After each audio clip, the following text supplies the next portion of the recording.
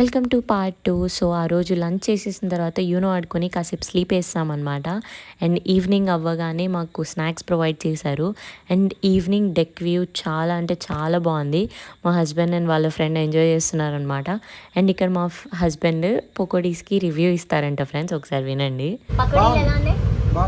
Average ఉన్నాయంట friends. Coconut oil కదా, so మనం తినలేం ఆబ్వియస్లీ. తెలుగులో చెప్పొచ్చు, వాళ్ళకి తెలుగు వచ్చు, కొంచెం మేనేజ్ చేయొచ్చు మనం. అంటే కేరళలో తిరిగి తెలుగు వచ్చాడో మర్చిపోయాను వాళ్ళు. అండ్ దాని తర్వాత మాకు ఎక్కడైతే తీసుకెళ్లారో అక్కడనే తీసుకొచ్చి డ్రాప్ చేస్తారు బోట్ హౌస్లో. నైట్ అంతా అక్కడే ఉంటుందన్నారు. సో మేము వేస్ట్ చేయడం ఎందుకని ఆబ్వియస్లీ బీచ్కి వెళ్ళాము.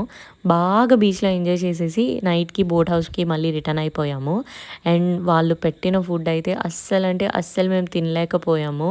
అందుకని మా దగ్గర ఒక దేశీ జుగాడు ఉంది. ఏంటంటే మేము వెళ్ళేటప్పుడు ఆవకాయ పచ్చడి తీసుకొని వెళ్ళామన్నమాట. యూటిలైజింగ్ ఎవ్రీ బిట్ ఆఫ్ ఆణిముత్యం avakaya because this is diamonds for us now.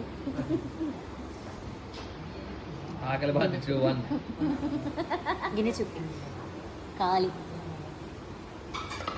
Plate చూపి.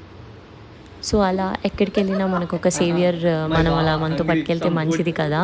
And we called it off the night because మాకు చాలా ఆకలేసింది, ఆ అన్నం సరిపోలేదు.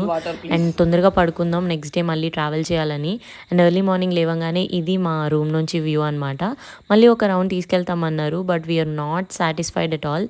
బ్రేక్ఫాస్ట్ సర్వ్ చేశారు, idli and sambar, not up to the mark. I don't suggest boat houses in ఆలపి.